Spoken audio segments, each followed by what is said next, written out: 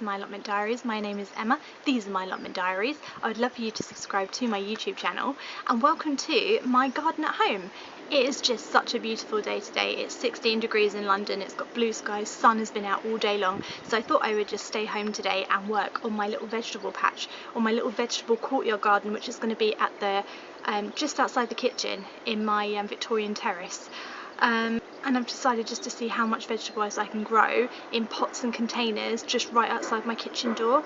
A lot of the things that don't work very well at the allotment plot, like cauliflowers and tomatoes to some degree, peppers, things that need a lot of looking after, I thought this year I would grow just outside my kitchen, and then I can kind of keep an eye on them and look after them as best I can, really. But it's such a beautiful day today. I've got some potatoes to plant, some flowers. Let's get to it before another train comes. My cover is blown. So the first thing I'm going to sow is some Agapanthus that I brought. I brought this in B&Q. I have heard that Tesco are selling 3 bulbs of this stuff for £3. So if you have a Tesco near you, get down there. I got mine from B&Q and it was 3 for £8. Agapanthus looks like this. It's like this really tall flower, and it's got loads of little tiny flowers coming off of it. I think it must be from the what are they called? You know, the blue flowers that you get at springtime, and they've got all the little flowers on them, and like the delphiniums and things like that. I'm pretty sure they must be from a similar family, because they've got all these little tiny flowers which pollinators love. So I'm going to sow some of these. I've got 3 and it says that they can be sown 15 centimetres apart and 5 centimetre depth. So I've got this great big pot, and I've just got some multi-purpose compost in here, and I'm just going to whack 3 bulbs in and water it and see what happens. And it's that easy. That's how easy it is. I'm just going to literally whack them in.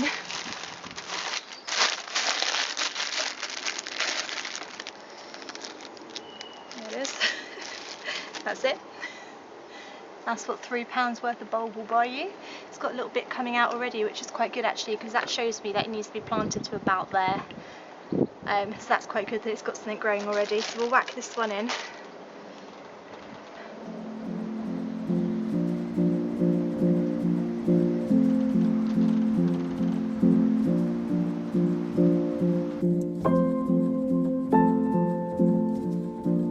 Right, there we go. So I've got 3 in, so 1, 2, 3. It says they only need to be about 15 centimetres apart and only 5 centimetres deep, which is pretty unusual for bulbs actually. I know that bulbs can be close together, but to only be 5 centimetres deep is different for me. The only kind of bulbs that I ever tend to like plant are tulips, daffodils, and like dahlia tubers and stuff like that, and that all needs to be quite deep normally, so this is different for me, but hopefully they will grow into some lovely Agapanthus, and I have quite a nice little display here, so please grow. Guys, you never guess what, I've just tipped the rest of that like compost that was in the bags over on the bed, and I found a little Brucey bonus. I've got another one, another little Agapanthus bulb, so I'm going to plant this one in too. So that's 4 for the price of 3 that they didn't even mean to give me. There you go, how lucky am I? This would be the only one that grows as well. So it works out right. Let's move you over a little bit. Let's do a little bit of a rejig in here. Haha, look, all reunited again. It's not every day you get something for the price of nothing, so I'm pretty happy with that. Right, grow away, grow away.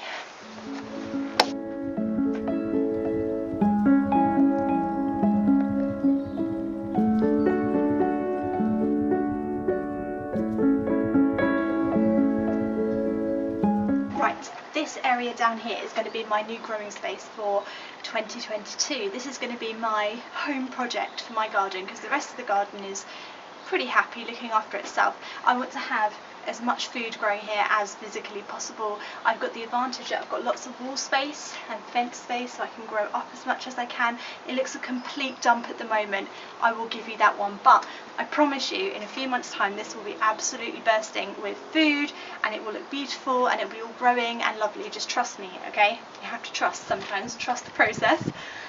Today I'm going to whack in my potatoes. I'm just going to whack in some first earlies.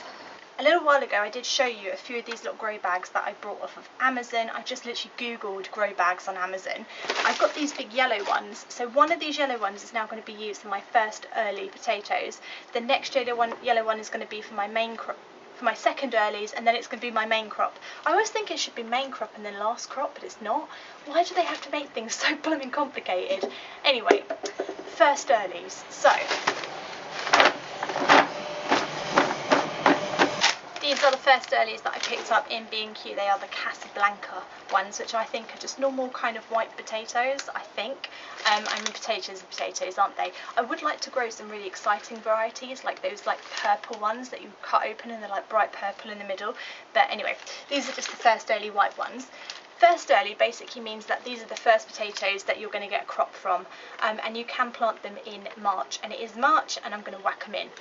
So they take 10 to 12 weeks from planting to crop basically. So the first thing that we need is some compost.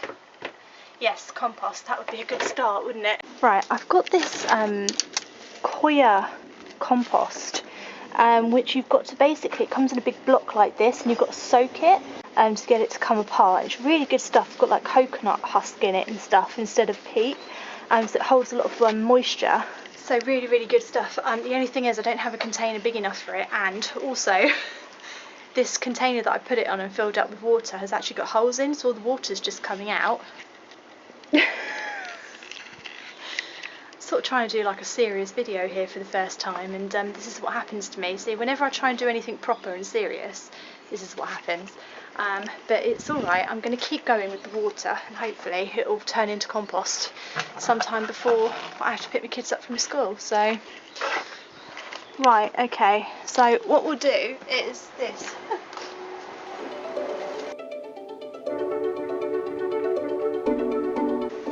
Turn it to compost, please.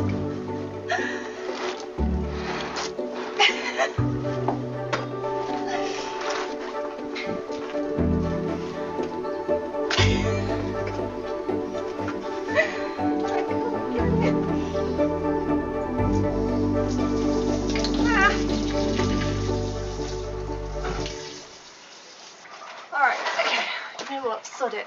I think we've got enough there to do what we've got to do. Right, okay, let's just move on. This is why you don't wear nice things when you do gardening.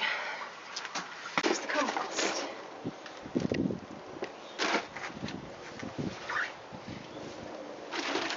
Okay, so now that that little drama is out the way, I filled up my grow bag about halfway, just over halfway, like this. Okay, so it's about halfway filled. Now I reckon I'll get about 3 potatoes in there, so I'm going to stick 3 in. If you put too many in, what will basically happen is your potatoes will be really, really small. So if I wanted massive potatoes, I might just put 1 in, but I don't want to do that. I want to grow 3, so we're going to put 3 in and see how that goes. Might get 4 actually. I'm going to stick 4 in. Now some of you might have heard a lot of people going on about chitting potatoes, not to be confused with, you know. But chitting potatoes is basically putting your potato on a windowsill, normally in something like an egg box, until they sprout, and then you plant them, and it basically gives your potatoes a bit of a head start. Now I didn't do that last year on my allotment plot. I literally brought a bag of seed potatoes, whacked them in the ground, and they all grew. So I'm not going to do that, but I've just looked at these ones, and because they've been sitting outside in B&Q in a little bag, a little like netted bag, they have seemed sort of already started to chit. I think that's the correct terminology, chitting. So I sort of know what way to stick them. Or is that the roots? Does that go down or up? I don't think it matters. You know what? If you ever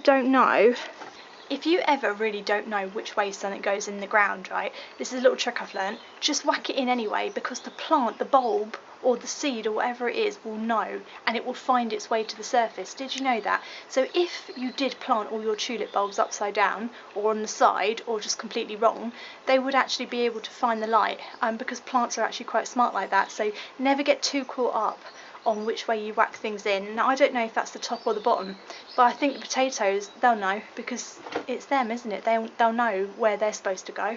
It could be the roots that are left sticking at the top, or it could be the top of the plant growing. We just don't know, but they will know. So we'll let them get on with it. I put 4 in the end, and what I'm going to do is cover them to about there.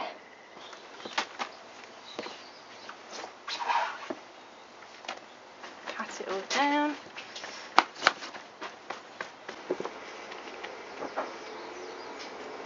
Right, so the question on your mind right now might possibly be, unless you've grown potatoes before 100 times, in which case, well done, why have I only done it halfway up the bag? Well, because I'm going to earth them up. What does that mean? That basically means that when the potato plants start to grow and give me loads of leaves, I will chuck a load of new compost over the top and bury them again, and then they'll have to grow up further. And the reason you do that is because when potatoes get sunlight on them, they turn green and they're poisonous and you can't eat them. So it's really important to keep the potatoes under the ground. So I've done it halfway, and the potato plants will hopefully, fingers crossed, grow up to about there, and then I'll earth them up again, throw a load of compost over the top until they're completely earthed up, and then they'll have to grow up here, and that means the potatoes will be even deeper under here, and hopefully I'll be able to get some. I'm not sure how well this little flap's going to work, but I'll give it a go. And there's my potatoes done.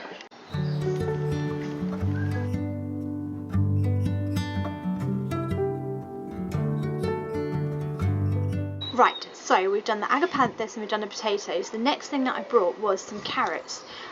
These are Berlicum. Anyway, they're carrots. They look like those. They're orange. They've got green tops and they're really delicious. I'm going to sow these in a pot, and I'm just going to do it at home as well as on the allotment plot because I really want carrots and they never work for me, and also slugs and snails love them, and hopefully in a pot at home outside my back door I'll be able to protect them and defend them a little bit more. Because that's pretty much what 90% of gardening is. It's just defending everything that you've sown from slugs and snails and birds and mice. I'm going to do the carrots in this pot. I'm going to scatter them quite thinly. I'm going to try and scatter them quite thinly in this one. So we'll fill it up. Get a little... Oh, look, we can even get a little thing with it saying what it is. Brilliant.